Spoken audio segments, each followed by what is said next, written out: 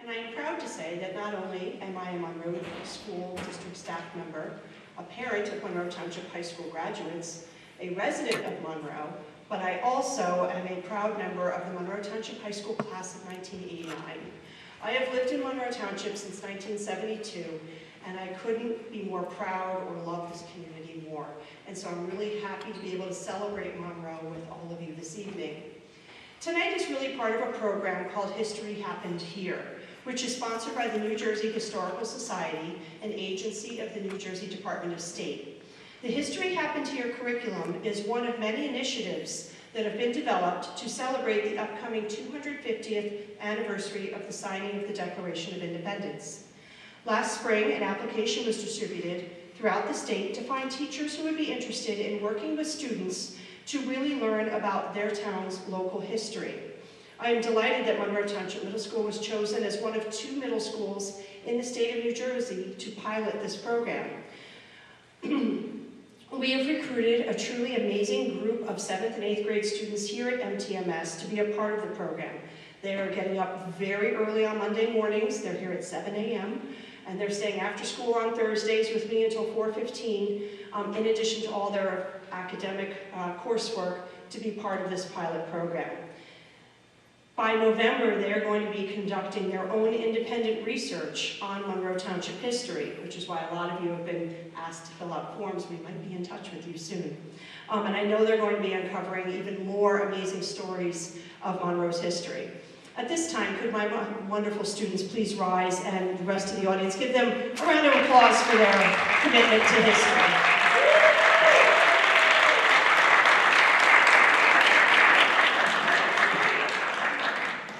I'm so proud of you all. I want to thank everyone who came out this evening. If my students haven't already approached you, and you would be willing to be interviewed as part of our research later in the fall, please reach out to me. You can find me on the MTMS website.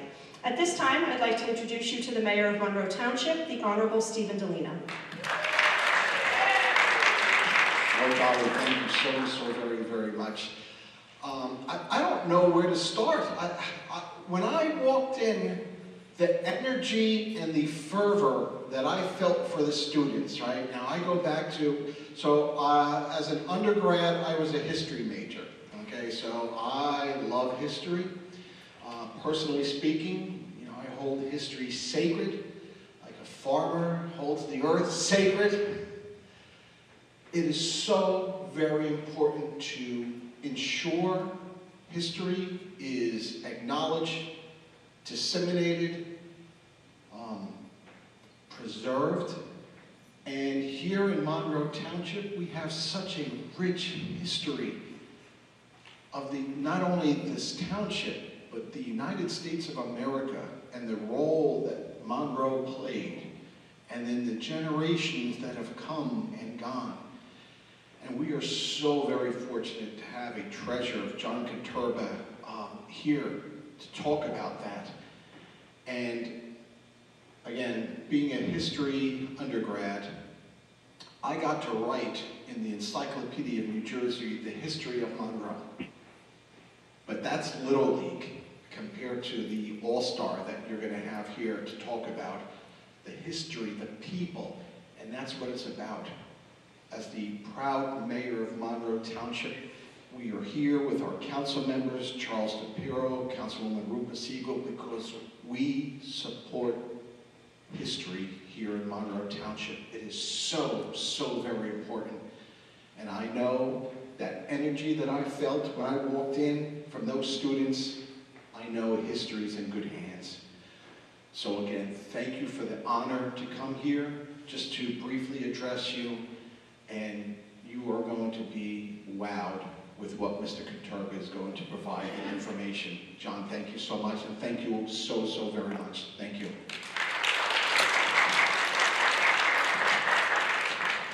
At At this time, to deliver some quick remarks, I'd like to introduce my supervisor, who is in charge of social studies and science education here in Monroe Township, Ms. Danielle Drust. Good evening, everyone. I want to thank you guys all for coming. As a social studies supervisor, it really gets my juices flowing to see people so excited.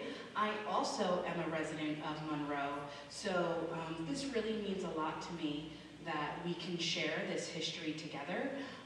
So I wanted to thank everyone for coming this evening, and it gives me great pleasure to introduce Dr. Higgins, who is our middle school principal. Thank you. So you're not here to see me, so I will be brief. This excited me, and I thank Ms. Fasaki for doing the legwork. Because I was an art student, I went to art school, but I'm still fascinated by history. Telling Netflix and chill, so Netflix, a good documentary, finding out why things happened, what led up to them. But not only the big picture stuff, but the small picture. So I go on Wikipedia, like I'll look up Monroe, what famous people came to Monroe, what did Monroe look like 200 years ago, my town of Hazlitt. So this all fascinated to me. So when Ms. Fasaki approached me about it, I was all in. So I thank her. But knowing where I live on the food chain, I will defer to Dr. Chandler, the superintendent right now.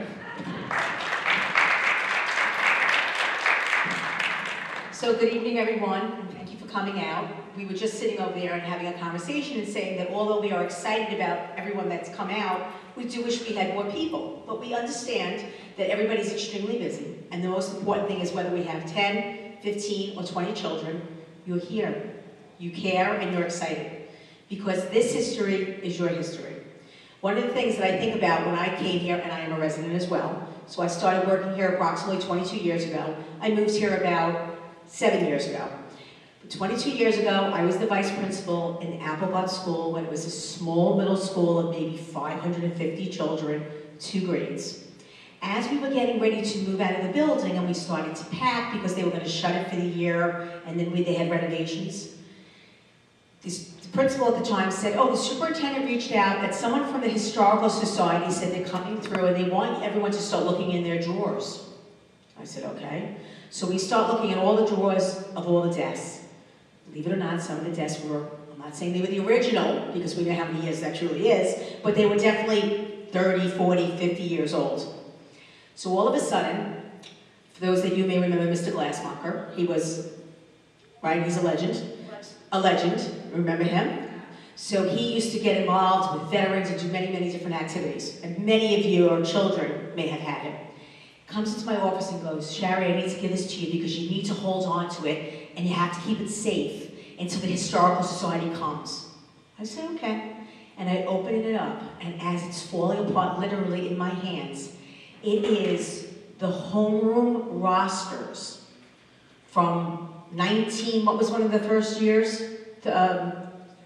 Kacherba, what was one of the first years of Appleblatt? 1936. Am I correct? Okay. 1936. I want to say the year was 1940 something. And next to the children's names and the teacher of the classroom on the very top, they had different terms regarding rations. And for those of you that understand history, when we went through various different wars, and I was an English teacher, but I'm married to a history teacher, I know that there was different times in which things were rationed and they had to have children that got rations to eat and so forth. This book was one of 3 that the school had found. And we did turn it over to the Historical Society. And then every once in a while they would come in and they would tell the different stories.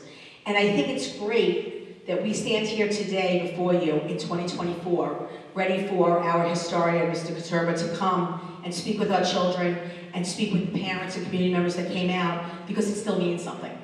And that's what it's really all about. Monroe, I make the joke, is the best place in the world for a Staten Islander, which I am, and that's why they created Exit 8A. People joke, but there was no 8A, because all of Staten Island realized, wow, we could just go a couple of exits on the turnpike, and we can have beauty. And the children, as I was walking in, asked me to write a couple of things that I believe makes Monroe special. The first thing I wrote was community, because we are a very diverse community in many different ways, from different age groups to different cultures. And the other thing I wrote is greenery. It is such a beautiful, beautiful, beautiful town. And even though we've lived through a lot of the building, and we still have some left, we're still fortunate to have the open lands that we have, the park that we have, and it's just a beautiful place to live. So I am honored, and I thank you for allowing me to speak to you, because it is exciting to know that our history remains, and by us having an activity like this, and the children being involved, and I want to thank Ms. Visaki, Ms. Drust, because they're the ones that made it happen, and Mr. Higgins, of course, lets it happen as they make it happen. And that's all I do also, is just let it happen. We want to say thank you, because guys, this is what it's all about. It truly is, and this is your history. And someday, many, many years from now, like Ms. Visaki's children went through the school district, someday your children will then learn the history and so on and so forth. So I thank you so much for coming this evening, and I thank you for your time. All right, now we're all here to see this amazing person we keep hearing about, John Katurba, John Katurba. John Katurba and I have known each other for a number of years. He's a fellow Monroe grad, and no matter when I reach out to him with a question about Monroe, he responds quickly with such enthusiasm. He loves being able to share the history of Monroe, and I sit in awe with him. Anytime I'm there, I'm like, wow, I still learn new things. And I'm so honored and very appreciative, Mr. Katurba, for being here. But I now present it to him to share with you the amazing story of Monroe Township. Well, with all that talking, that concludes the history talk for tonight. You heard, so it's been nice knowing. No, thank you very much. I just want to appreciate and say thank you to Christine Visaki. I've known her decades. We'll keep it to years. So, but no, she taught both of my kids. I've known her for a long time, and I do love history. I was born and raised in Monroe. I graduated from this school 40 years ago in June. Ouch. Okay. It goes by quick, everybody. But no, to get started, I started collecting things. I noticed things were disappearing in town. I had worked for the township for about 32 years before I retired, and noticed a lot of things were changing. So I decided to do a family album of the township for myself, nobody else, because I had finished the family tree, and it's a great experience. That's how I got into this. It evolved to this. So if you guys want to start with real history, do your own history. Do your own family tree. Interview your parents, your grandparents, and if you're lucky, some great-grandparents. You will be fascinated about their stories. We're not just old people sitting in the corner waiting to be fed all day, you know. We have some great life experience, and you could learn a lot from us. I wish I'd listened to my parents, but who knows? Can't rewrite history. But we're going to get started. Monroe Township has a lot of history. We're going to cover topics, the very early beginnings, all the way up through to about the 1970s. We're going to do an abbreviated version. There's a lot to get through tonight. I'm just going to glance over the highlights of what I think are some interesting points in Monroe. So, as Kyle, my fellow colleague back there, is getting the lights, we're getting very romantic now with the lights. That's good, Kyle. So basically, the picture up there is what Monroe represented. We were a farming community. We weren't an industrial city. We didn't have all these stores and shops and things, traffic lights. We were a farming community. And our story begins with its first inhabitants, the Native American Indians. They were here 10,000 years ago. They were the Lenape Indians. And these are actual artifacts found in Monroe Township over the years since I stumbled across things. You have an Indian axe head, you have a spearhead, you have various points, as they're called, arrowheads, and they were meant for different types of animals. A lot of these things I found on the outskirts of Thompson Park, believe it or not. That's a very old Indian camping site around the sandy banks of the lake. There's still artifacts out there to be found. I didn't find all of them. They're still out there, so keep your eyes open. There's a lot of Indian artifacts buried beneath us to this day in Monroe Township. That is, believe it or not, one of the earliest pictures of the town symbol. The town symbol is the Monroe oak. Some say it dates back 600 years, okay, some tree experts. That picture was taken in 1905, and believe it or not, that's Applegarth Road. Can you believe it? You don't see any traffic lights, do you? You could probably crawl across the intersection and be okay. I don't recommend that today, okay? You take your life in your hands. But Monroe oak was made our township symbol in about 1975 by Maitland Vandenberg. The tree was going to be cut down for a gas station. Maitland Vandenberg His ancestors were here for generations, and he was sad to see the tree get cut down. He persuaded a bank to buy the property. And a bank is still on this property, but there is a resolution in town that prohibits that tree from being cut down, even though it's on somebody else's property. Oh, we all know that guy, right? You guys are into money, right? You see his face probably every day, right? So I know you guys know who he is. It's George Washington. I prefer Ben Franklin sometimes, but we'll stay with Washington. George Washington actually was in Monroe, and you know, there's a joke, he did sleep here in Monroe, okay? George Washington found himself in June of 1778 marching across New Jersey, trying to head the British off from resupplying their ammunition, their clothes, their food at Sandy Hook at the Jersey Shore. He knew if those British got there, his troops would probably be finished. So his main objective was to stop them. And so a battle plan was drawn, and the big battle was fought June 28, 1778. But 3 days prior to that, he had marched into Monroe from Cranberry and had campsites. There were two main campsites. There was one on Hoffman Station Road. Another one was on Hoffman Road. There's a cemetery on Hoffman Road called the Hoffman Cemetery. Well, he had divided his forces. He sent General Lee, which was 1/3 of the army. He kept the 2/3 in reserve back on Hoffman Station Road, where there was an old mining pit. The Warren family now owns the house where Washington headquartered with a couple of his officers. So Washington's over there, calls over his general and says, hey, listen, General Lee was his name. He says, General, I want you to go probe and find the British. There's about probably double the amount of soldiers you have, and you're going to be outnumbered.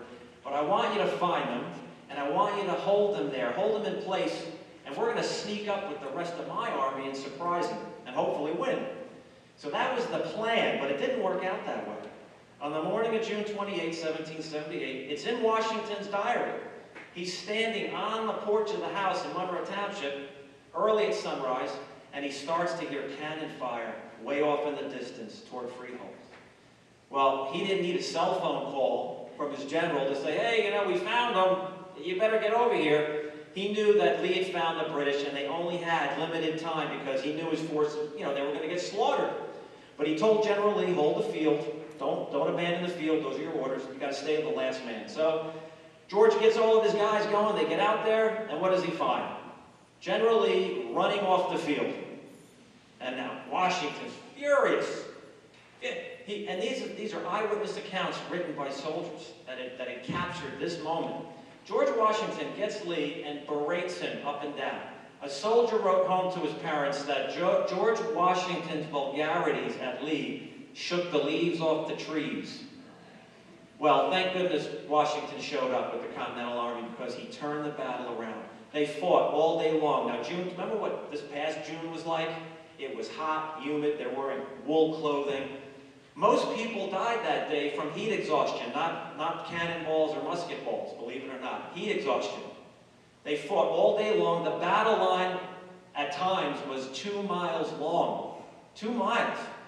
That's unbelievable. They fought all day and they won. They beat the British. It was the first time the Army, the Continental Army, met the British forces one-on-one. There was no surprise attack. There was no crossing the Delaware and surprising people the next day. This was a one-on-one match, and we won fair and square. The British were so tired, a lot of them escaped off the field. The United States Army, the Continental Army, there's a great part where Washington, with his men, so much respect, they were so exhausted, they slept on the battlefield that night. That's how exhausted they were. They couldn't even finish off the little remaining army. So, after the battle, Lee was court-martialed, brought up on charges, but he was kicked out of the army, basically, and never really heard from again. This is the Anderson House. This is 1898. But before that, that was the John Anderson House. That's where George Washington headquartered with his officers. And one of the officers was James Monroe. We'll talk about him later. The old Tenet Church became a hospital. The old Tenet Church is still there. You can go see it. There are still blood-stained pews from that battle that are preserved at Tenet Church.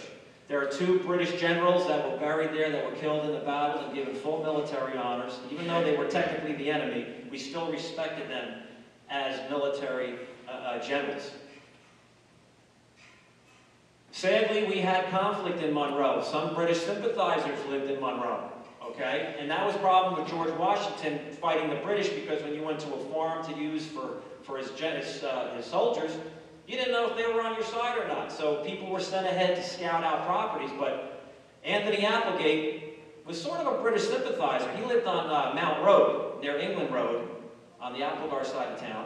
And this is his house where he lived. The house is no longer there. It was torn down in the 90s. Anthony Applegate got his door kicked in one night, and he was attacked, and he ultimately died of his wounds from 2 attackers that are unknown to this day. He was buried in the backyard. His body is buried on the Ocean Air Force Farm, and you can still go up there and see it. There's a stone wall that circles his grave to this day. And that's a picture of the stone wall in the 1930s where Anthony Applegate is laid to rest. Now, we had the Red Tavern. Yes, we did have some liquor places around here like today. You know, we have liquor stores. We like to drink as long as you're over 21, okay? You guys have time. I don't recommend it, okay? You wind up giving history talks late at night, you know? Don't recommend it. So basically, the tavern, believe it or not, goes way back to the Revolutionary times. It's now Persis Restaurant on Applegarth Road. The building's still there. That place was known to have British sneaking off to get a drink, and at the same time you'd see American soldiers sneaking away to get a drink. And there were 2 ships passing in the night, but the building's still there. That's Ezekiel Davison. He lived in the area. His grandfather fought with Washington. He used to listen to all his father's stories. His father was 40 years old, fought with Washington just for the day, and then retired back to his farm. He survived the battle. And thank goodness, though, Ezekiel Davison wrote down his grandfather's stories. And so we have a perfect accounting of his time in Monroe Township, up to and before the battle. It's great. It's a great pamphlet.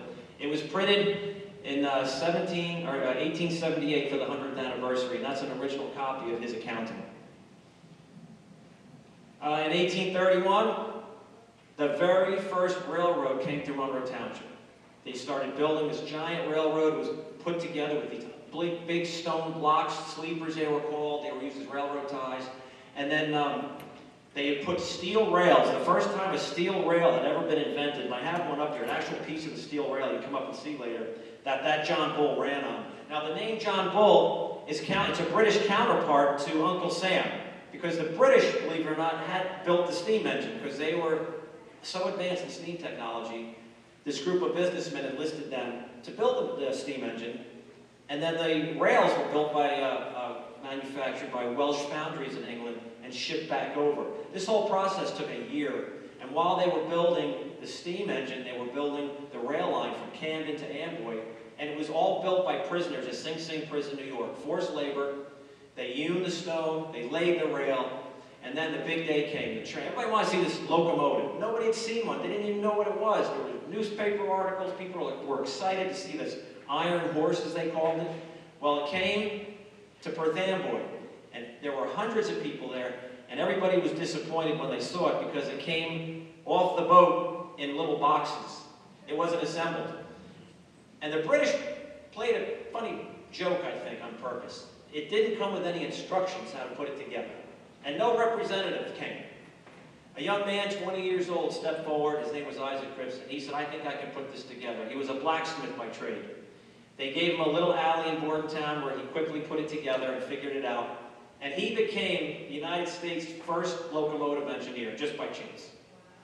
And you can still see that engine. It's down at the Smithsonian Institute in Washington, D.C. So if you go down there and see it, that went through Monroe Township many, many times, many years.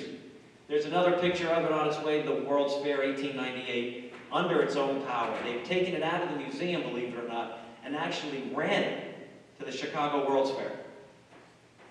There's just some pictures of the rail, and then there were insulators along the way. The telegraph operators could talk from one station to another, and there's just another picture of the rail. And there's what the line looked like. Now this line is still there. It's between Forsgate Drive and Applegarth Road in a siding easement. And you can still see the stones that they made, they laid, and then they put the iron rails on top. This was very labor intensive. And then next door you can see the modern day rail. They finally figured out they could use wood. It's a lot easier, quicker. But they didn't know it was a new technology. They thought this train was so heavy it would just sink in the ground.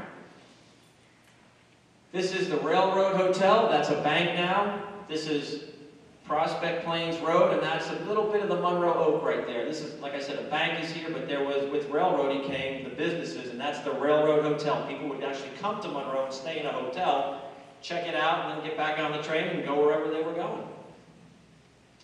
Now there's Monroe Township. Monroe Township was created in 1838. We were subdivided off the Amboys, okay? Now, when I came to talk to Miss Visaki's class, there's a little bit of confusion about Monroe, how we got our name and who we're named after.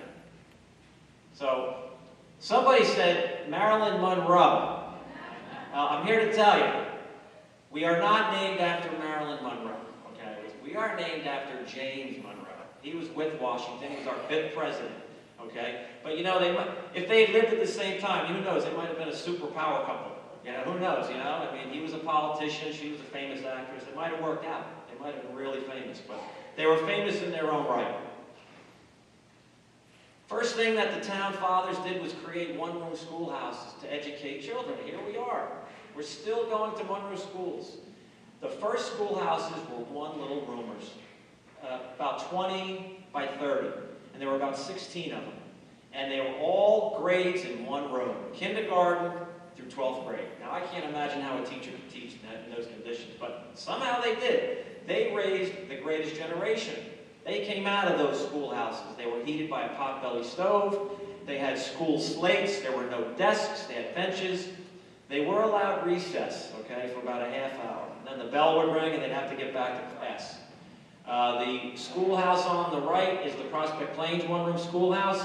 That was torn down or moved, relocated to the dye farm, and you can visit that schoolhouse to this day, and the Historic Commission has all the artifacts in it. It's a great place. You got to go see it. The schoolhouse on the left is Pleasant Hill, and I like to point out that it's a very unique picture because it's an integrated class. People say that, you know, schools were segregated, but Monroe was not a segregated school, and there's pictures to prove it. And this is a great photograph. That's Miss Lenora Applegate Ely in the window, and there you can see the potbelly stove in the background that heated the school in the wintertime. And the school kids had to chop the wood for the fire, or else they froze. There's another picture of the school. I love this picture. Look how miserable these kids look. I mean, they are miserable. You got to figure they got up probably at the crack of dawn, had to milk the cow, get the eggs from the chickens, clean up the horse manure, then have to walk 3 or 4 miles to school, uphill both ways. All right? Look at them. They don't want to go home. They want to stay there because there's more work at home than at school, believe it or not, but they're just tired. Some of them were kind of ornery. They got out of hand. And believe it or not, back then, the teachers, you know, and I think some of these teachers might want this law reversed, but the teachers were allowed to have these school paddles, these disciplinary paddles. And this is actually one we found under the Prospect Plains one-room schoolhouse when we had it moved. It was actually under the school. When they picked the floor up, I looked under there with a flashlight and I saw this, and I knew right away what it was. It's not a baseball bat, it's a disciplinary paddle, but I'd like to think, maybe one of the kids in that picture, one of those kids were really familiar with this paddle. And he went into school early that day and threw it under the schoolhouse so the teacher couldn't hit him with it anymore. I don't know. We'll never know. But it's just neat to see how things were done back then. But these kids learned. They learned. Now, these are the school buses they had, okay? This is how the kids got to school. These are pictures of the Pleasant Hill, or the Pleasant Valley School on 33. The foundation's still there. The school's long gone. But this is typical transportation. A local farmer would be paid pennies, and he would pick the kids up at a destined spot. And in the wintertime, of course it's freezing, they would be supplied a buffalo robe or some kind of blanket in the wintertime, believe it or not. This is a picture of a typical farm in New Jersey. This was the Ely farm on Cranberry Station Road. It's now Station Road. I lived down the street. I knew the family that lived there. This picture was taken around 1900. And there's a typical farm setting in Monroe. You had the farmhouse, you had the barns, and then you had the farm field surrounding it. And a lot of the farms, like I said, they were self-sufficient. They had cows, they had goats, they had chickens. and they were self-farming. Some of them were so good that they would sell their overage for profit and to make some extra money. One of the great crops of Monroe Township, potatoes, as seen here at the Clayton Farm. He had so many potatoes, he used to sell them. He would bag them in his own bags, potato sacks, and he would sell them on the market. This is threshing, modern day steam engine. They actually have a steam engine running a threshing machine, but all that hay was piled up by hand with pitchforks, and there would be dozens of these hay piles in the fields, all done by hand. Now, farming was dangerous, and in this case, Clifford Stoltz on Prospect Plains Road was on a corn planter one day, and a lightning storm came up too quick. And lightning struck and killed the horses and threw him 30 feet in the air, and he was unharmed. And this is a picture of the poor horses. It blew the horse hoofs, the horseshoes right off the hoofs of the horses. Poor Kate and Dick. So this is a picture, this is a postcard picture. An entrepreneur in the area who did postcards sold them for a living, thought this might be an interesting photograph to make postcards out of. He went and took another picture, and he sold hundreds of these postcards. People were just fascinated by this thing, I don't know why. But there's one thing that's interesting. All the people are dressed in their Sunday suits standing in mud. And Mrs. Stoltz thought that was kind of silly because she was the daughter of Clifford who was actually thrown off the corn planter. But she gave me that photograph a long time ago.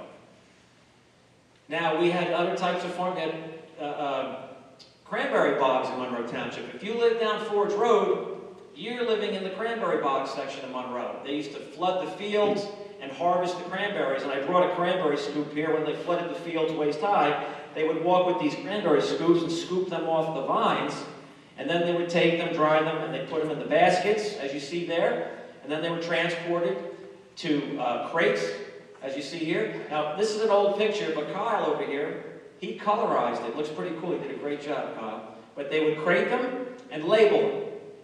Now, James Buckaloo from Jamesburg was an entrepreneur, so he actually would put these labels on these crates. They would be and shipped all over the East Coast via rail. We're getting into the Civil War now. I know that you guys wanted to know about the war history, so I brought out some war history stuff. I covered a little bit. This is James Martin. He lived in Monroe Township on Half Acre Road. It's now Greenbrier, part of his farm. And he was 16 years old. And the call to battle came. He ran down and enlisted in the 14th New Jersey Volunteers as a drummer. Now, I obtained his obituary. James Martin, if you go to the next one, James Martin obviously loved to play instruments. There he is with his cello when he was in his 70s. If you read his obituary, he was at Fair Oaks, Chancellorsville, all these, and Gettysburg. But he was a drummer. He was usually in the front, keeping time for the soldiers. He survived all the battles without a scratch. Came back to Monroe, retired, lived his entire life out here. This is a typical letter. This was written by the Tilton family from Monroe Township. It's a Civil War letter written in April 1865. Now, getting a chance to write home and paper and pen was very scarce at the time when you were a soldier out fighting. You could see how he started out normal writing, and then as he gets to the end, he's starting to write smaller and smaller and smaller just to get any last bit of information back home. And then the last bit of the information, he says, we have to go now. I hear cannon fire at the end of the road, and I think we have to go deal with that right now, basically. This is the GAR reunion, Grand Army of the Republic. That was a group formed after the Civil War by Civil War veterans, and they would meet every year in Jamesburg, Monroe, and Jamesburg veterans, Civil War veterans. And this is just one of their gatherings, and it was a big group of men, and they reminisce about their days in the battlefields. Here's another picture taken later, about 1899. That's the Jamesburg Rail Upper Station, and that's the men coming in that from other parts of New Jersey. They actually expanded it, the GAR, for other groups to come join them. You don't know a little bit about Monroe. We have the State Home for Boys. It's in Monroe Township. It opened in 1867. Now, there were some questions when I came to see you guys the last time about the State Home. You said, well, that was a punishment home. It was the kids were tortured. And no, actually, it was a reform school. These were for kids that were either orphaned or not orphaned, had some bad parents. And a lot of the kids came from the inner cities, Camden, Jersey City, Bayonne, Newark, and these kids were rounded up, taken off the streets for their own good, brought to the state home, and they were educated. This is a picture from about 1900 of the state home, and they were given uniforms, they were taken well care of, they were taught trades. They weren't just put there and fed, they were taught how to survive the world, so they were given training. This class is being taught blacksmithing. They had bread baking. They were self-sufficient. They made bricks. The bricks were used to build a lot of the buildings you see there by the kids themselves. They actually had a play and a theater in the state home. And these are the kids getting ready for a play. And again, Kyle did a great job colorizing it for us. I don't know what's going on there. It's Ford Motor Company, but they might have sponsored this event that the State Home for Boys was doing. They actually would sell theater tickets, and you could come see the State Home Boys put a play on. And here's one of the tickets that I came across from 1934. Going to World War I, this is the Intravitola family from Jamesburg. A lot of them, some of them lived in Monroe. You could see they were quite a large family. Yes, that is all their children. Mr. and Mrs. Intravitola are in the car. Yes, they look very tired. That's understandable. Their eldest son, John, right in the back there, had just returned home from World War I in France. And there was a huge welcome home day for the men of Jamesburg and Monroe Township. And it was held in August. And they had a giant wreath made of roses, and the guys marched through it, and it was a great day to get the guys back. But there were 5 people lost in the World War I, and there's a star for each soldier that was lost in Jamesburg at the park, at Triangle Park. Going to World War II. This was a typical scene. This is a board send-off. You were a young man of age, you were drafted or you enlisted, you would go to your train station and say goodbye to your family, and sometimes those goodbyes were final. The family would never see you again. This picture was taken, this was one of the first send-offs for World War II, and again, these are all young men from Monroe, Jamesburg, and they're basically getting sent to boot camp to go fight in World War II. Not just men served in the military. This is Ann Seminara. She was a wave, and she was a third-class yeoman. That's the highest grade you can get. I have her uniform over here. You can see it later if the lights ever come back on. She had a very prestigious job down in Norfolk, Virginia. She worked in a very sensitive intelligence unit, and she had one of the first telegraphs that was printed out before really a lot of people knew in the country that World War II had ended. And she had saved that telegraph message, and we have that at the die form. That was a nice piece of history to have. Here is her graduating class of waves. And again, she had spent probably 6 months. It was just like boot camp, just like the guys. And they could do anything. They would be sent all over the United States. Some did go overseas. They did not really see battle. They weren't nurses, but they were to assist the officials in the military. And again, they served for years like the soldiers. Now this story is about Warren Southworth. Lived over at Mill Lake Manor. And Warren was 19 years old, and he enlisted in the Army when he heard that Pearl Harbor was attacked by the Japanese. He enlisted, he went through boot camp, and finally he was on leave, and that woman with him is Margaret Eichel Daly. Now she was a Monroe resident, she's passed away now, and I called her when I was writing one of my books, and she said, I have a story about Warren Southworth. And she pulled this picture out of her wallet, and it was very old, and she told me the story. Warren went off to the military, and this picture was taken. They were engaged. She's 16 years old. Her father wouldn't let him get married because she was too young. When he returned, he'd let him get married. So Warren goes off to war. 2 months later, Warren found himself in a foxhole freezing to death in France, and it was the beginning of this war called the Battle of the Bulge. And it was very extreme. It was a 100-year cold. Warren was in there with his lieutenant. But in the nighttime, they were surrounded by the Germans, and they didn't know it. There's about 20 of them. Well, they were attacked the next morning by machine gun fire. And Warren and his lieutenant knew they were going to be slaughtered. So these two told the rest of the soldiers, we're going to hold the fire. You guys escape and get out. Warren and his lieutenant stayed in the foxhole and threw grenades. They didn't have any machine guns. They were mortar units, so they were trying to shoot them with their mortars. And Warren was killed trying to get the last machine gun nest out, and that was the last time Warren was seen. Because the Battle of Bulge happened, the Germans took over, his body was never recovered.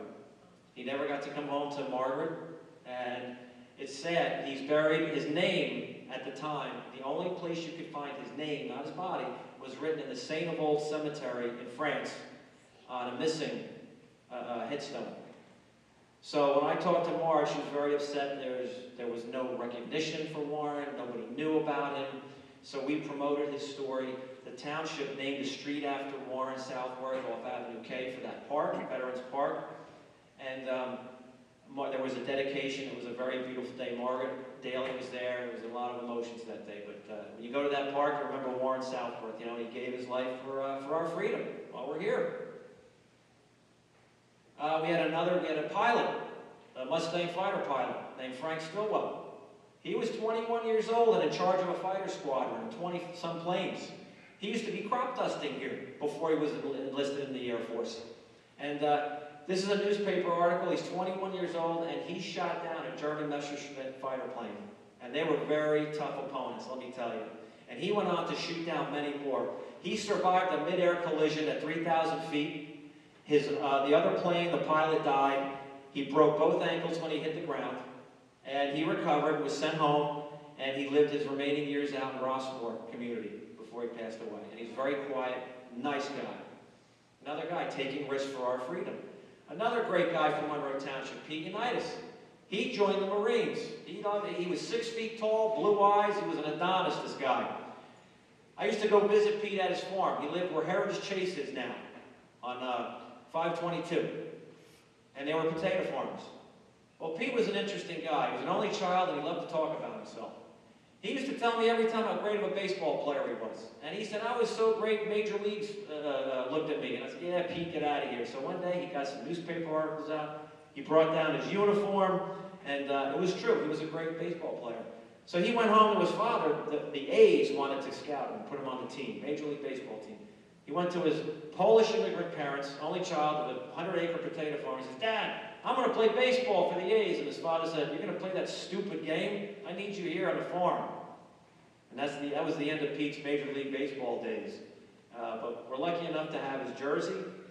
And you notice it says Monroe AC. Now, when I'm with the seniors, I ask them, what do you think AC is? They say Atlantic City. Like this comes to mind, I guess. When I'm with the kids, they usually say air conditioning. But it was called the Monroe Athletic Club.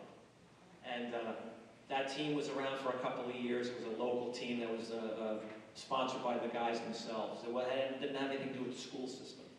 Here's a picture of their team, and there's Pete right there in the back. He's right there, sitting there with his teammates.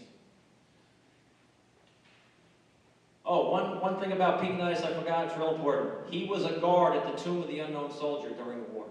Because you had to be 6 feet tall and have perfect complexion. But he was a guard at the Tomb of the Unknown Soldier for 3 months, and that's a high, high honor. And that uniform that I brought tonight was actually used to perform that exercise. Now this is a neat photo I found, and I'm warning label with this. Do not try this at home, trust me. This is called motorcycle polo, okay? It's a photo I found. I couldn't quite grasp the concept or how it was played. And every time I looked at this photo, I looked at these guys sitting on these motorcycles, and they look kind of mean and tough. And I'm like, how do we all know what polo is, right? On a horse with a stick, and you hit the ball into a little net, right?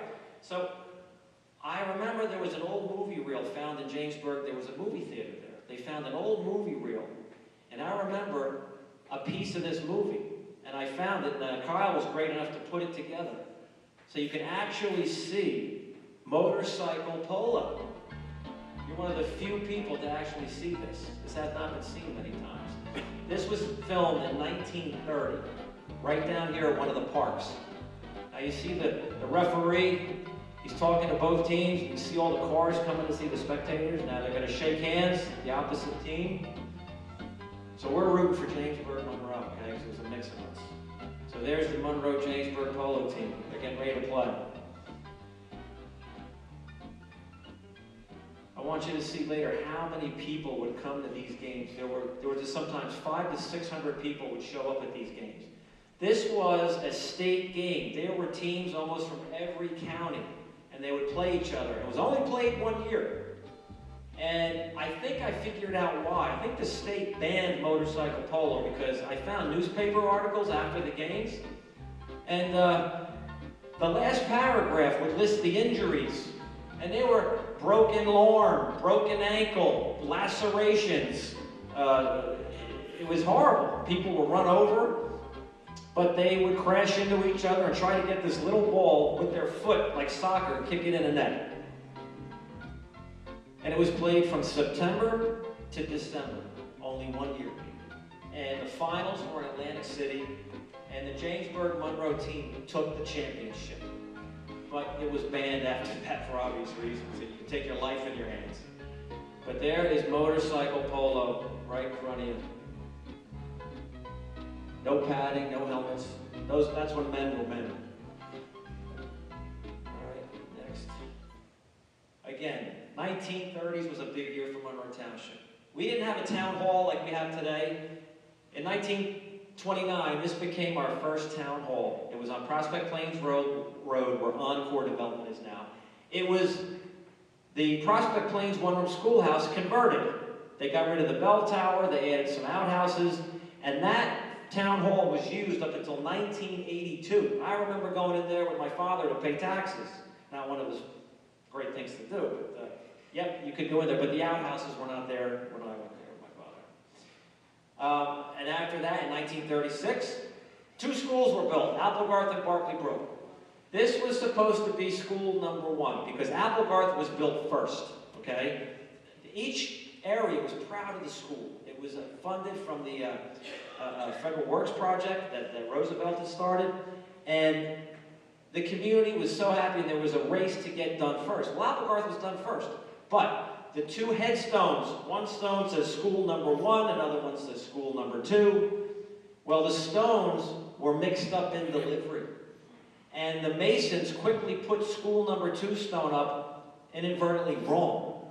The residents were furious, and I still remember talking to some of them. They were still angry 60 years later. And we were number 1, not Barclay Brook.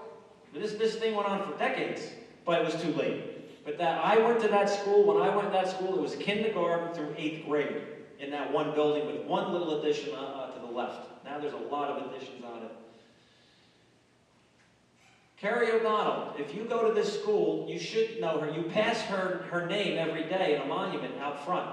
If you go out these doors to the right, there's a little memorial with some stones, with students that went to this school, their names. Sadly, these students were killed or died from either illness or car accidents. Christine Bisaki and I both went to school with Carrie O'Donnell. She was a sophomore here. This was when this was the high school. I remember still seeing her when I walked down in this hallway. That was the last time I saw Carrie. She went to the school, and sadly, her and Allison were killed that weekend in a car accident. And that was just very sad. But again, you have to be very careful. You get to cherish every moment, because you never know what's around the corner. But Carrie was a great student, and when I see her spirit, I think, still in the hallway. She was a great person and fun to be around. Now, in 1936, another thing happened. We got our very first police station, and that's where Central Fire Department is located now, on 522. Again, a converted one-room schoolhouse to a police station. Now, you see the paddy wagon there. They called it a paddy wagon back then, not a police car. So the paddy wagon was provided by the chief, Chief Magrino. He was Monroe's first official chief of police, okay, appointed by the mayor and council. And he had an assistant chief, Phil Beluccio. Now they went on to start to retrofit this police station. They were going to take the bell tower off, which they did. The bell from the schoolhouse was put in Thompson Park for a World War II memorial. We're very thrifty people. So the bell you can actually see in Thompson Park today. That's still there when you pull in across from the lake. Notice all the trees. See, Thompson Park was all farm field. When that was created in 1958, it was all open fields, no trees. So all the trees you see were planted in the 1950s. Now getting back to the police station, they had a big dedication in August of '36, a very hot day. This woman right here donated. She was an eccentric. She was like an eccentric woman. She donated the money for the jail cell. She wanted to show off that day, so she went and locked herself in the jail cell, made a big spectacle for the newspapers. Well, the jail cell was installed the day before from a company in Jersey City. They forgot to leave the key with the township. She was locked in for hours. They didn't have the turnpike then. Somebody had to drive to Jersey City, get the key, and let her out. If you zoom in on the picture, which you can't, she has a very, like she just swallowed 3 lemons. That's what she looks like, okay? Understandably, but this woman was a little eccentric. And the next photo will really show it. She was an avid deer hunter in Monroe Township. She could outshoot the men. This is a picture of her with her Cadillac and the 2 poor little reindeer, I guess, are right there. And there she is with her, proudly showing her shotgun. People could walk by her house and she would be doing target practice with her mother's fine china. She loved to do taxidermy. And there was a fella that moved in with her, and he died while he was staying with her. She embalmed the guy herself and had a viewing in her living room. That's how she was a little eccentric. Just a little. So, Monroe has some other colorful stories. I love it. You know, it's the imperfections that make us special, and that's what stands out. This is a great story. This is the very first aid squad of Monroe Township, 1938. Well, they had a radio operator. Monroe Township's very first radio operator was a vagrant, a bum. They used to walk around town and needed a place to sleep. So one day, he wound up here sleeping, and they said, "You know how to operate this radio? We'll show you. You can sleep here." He's right here. They gave him a nickname, Captain Eckhart. He became Monroe Township's first radio operator. Here is a map of Manalapan Lake, and this today is Thompson Park. But back in 1911, it was slated to be houses. Every little square is a building lot. And it's pretty much laid out like Mill Lake Manor, an alcove. And that was slated to be there until 1911. World War I happened. It didn't happen. The investors got together again. The Great Depression happened. They started up again. World War II happened. By that time after the war, the developers had gone away. The township went around with the help of the Lions Club and bought up all the little parcels and created Thompson Park in 1958, thank goodness. But if it wasn't for those events, there would be all these homes there today. I had this picture. This is what Thompson Park Lake looks like when the dam breaks. It turns back to Manalapan Lake. And Manalapan is Lenni Lenape for land of good bread. Machiponix is the opposite, land of poor bread. So you guys don't even know if you speak Lenni Lenape. But that's what the lake looked like when the dam broke in 1911. It was made of wood back then. And this would happen frequently. And then they said, let's use concrete. It's a new invention. So now, today, and since 1920, they've always had a concrete dam there.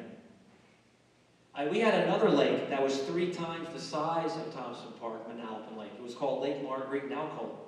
Is anybody here from Alcol wonder why there's South Shore Avenue? Because it really was on a shoreline. And this is a very rare photo of Lake Marguerite. And it was 3 times the size of, like I said, Manalapan Lake. Well, what happened here was the dam broke in the 1920s, and nobody had the money or the urge to fix it. So it became a stream again, never to be dammed up to be a lake again. Now, it got the name Lake Marguerite from a fellow that came to the area in 1905. His name was Bernard McFadden. Now, some people say he had a nudist camp, it was a nudist colony. Yeah, people were scantily clothed back then. He was into health fitness, and he went around trying to promote it. And he was ahead of his time. He was a bit of an eccentric. He created a whole type of physical culture city he wanted to do. And these were buildings, when you came down Daniel Road into Alcol over the Daniel Road Bridge, that's where these buildings were. He had a gym, he had a magazine store, and then he had these tents where you could buy a building lot and put your tent. Well, the thing went defunct in 1910. He was brought up on charges for sending illicit pictures through the mail, because he had a magazine called Physical Culture. And he had women in there wearing tight clothes, let's say, and the government found that offensive, and they brought him up on charges, they put him in jail, and his company and the whole thing just went down the tube. Now, he had all these lots that were out there, One by one they were sold, and today those same lots became the houses people are living in Alcoa. I really don't even know it. It started out as this physical culture city. This is some of the programs he had with Lake Marguerite established. They had boat races, they had physical culture, they would do calisthenics at South Shore on the shoreline. They would have climbing contests. It was all about agility and skill. And again, he was too far ahead of his time. People really weren't embracing it. He'd be a great success today. Forest Gate Farms. That was a big thing here. Now, some of us old-timers here gotta remember Forest Gate Farms. They had Buxton's Ice Cream Shop on Forest Gate Drive. Forest Gate Farms was one of the biggest dairy farms on the East Coast from 1913 to 1972. They had over 400 head of cattle. They had chickens. They sold eggs. They sold ice cream. There was a milkman that would come to your house.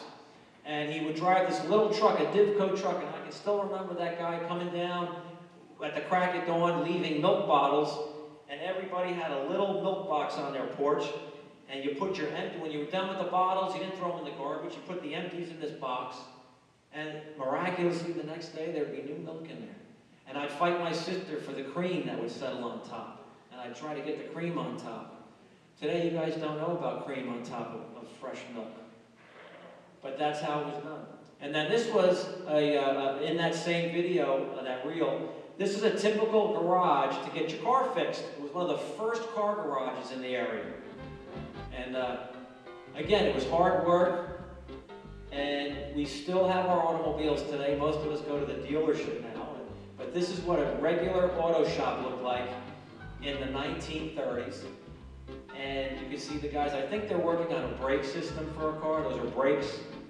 And they sold Chevrolets, they sold Fords. And this is right around Depression era, so not too many people. Oh, what's going on here? This guy's putting grease on this guy's head. This is called workplace harassment, okay? Don't do that to your fellow coworker. Do not put grease on his bald head because you will be fired, okay? I know they're laughing, but that's the kind of fun. They did have fun back then. So, I know you guys have sat there for a long time tonight, and I appreciate you coming out. Like I said, I went to this school 40 years ago. I can't believe it. I'm so old now. But I just thank you for coming out. And if you have any questions, I can stay a little late. And yeah, thank you very much. I see somebody's funny. Somebody's from my. Does anybody know that guy up there? You're very funny, Christine, Basaki, wherever you are. How'd you find that? I thought I burned all those. Yeah, that's my high school picture. What a mess. But thank you, everybody. Thank you very much.